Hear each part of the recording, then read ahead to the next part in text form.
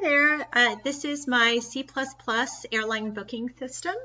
It's a console-based application and it was designed for an internal airlines booking system within a work environment. So this is assuming that the work has contracted with Southwest Airlines. It will display a list of Southwest Airlines schedules that the employee can book. The employee in the system is able to reserve a seat on a flight, display the flight schedules that are available to the employee to book. This is multi-user, so you can list all the passengers or employees that are have booked within the system. You can add a passenger, and you can also display the passenger ticket information. So if an employee has booked multiple tickets, you can see each individual ticket, and of course you can quit. So first thing I'll do is we can display the flight schedule, so I'll hit number 2.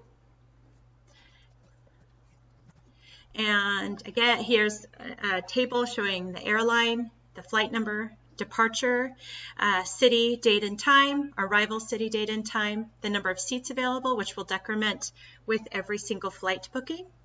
It returns to the main menu selection. So let's go ahead and reserve a seat on a flight. So I'm hitting number 1.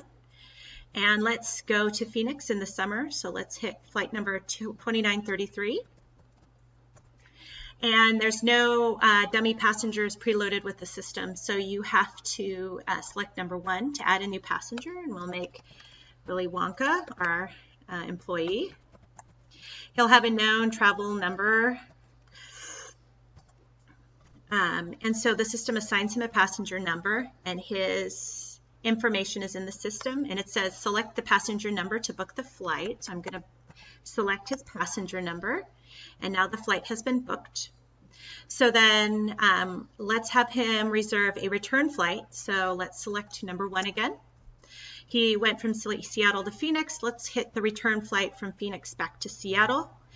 Notice the seats have decremented in his outbound flight. So we're going to now book the return flight 1057. And now we have Willy Wonka in our system, so he's an existing passenger. So I'm going to hit number 2. It brings up Willy Wonka, so I'm going to hit enter his assigned passenger number, and now his return flight is booked. Now let's add an additional passenger, so let's hit number 4. Let's call him Mr. Hershey, and let's give him a known traveler number, which is attached to TSA PreCheck, and another unique identifier for the traveler. And now let's have Mr. Hershey reserve a flight. So I'm going to hit number 1 to reserve a seat and have him travel with Willy Wonka to Phoenix. So we're going to hit 2933 for the flight. Now Mr. Hershey is in the system, so we should be able to find him with number 2. And now you can see there's 2 passengers, and so we'll select Mr. Hershey's passenger number. And his flight has been booked. And then let's display passenger ticket information now. So we're going to hit number 5. Now we select which passenger we want to view. So let's view Willy Wonka. So that's 1000.